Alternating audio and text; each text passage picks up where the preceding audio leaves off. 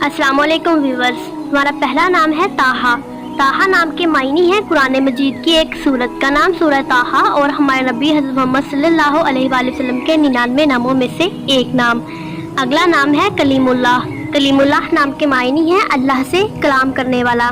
نام ہے حدید۔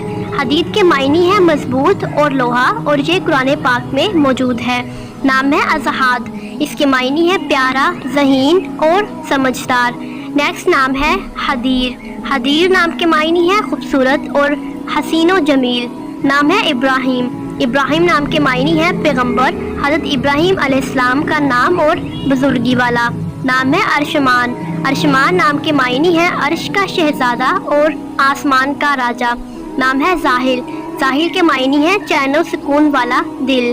نام ہے زریان۔ زریان کے معنی ہے مال و دولت کا متلاشی اور مال تلاش کرنے والا۔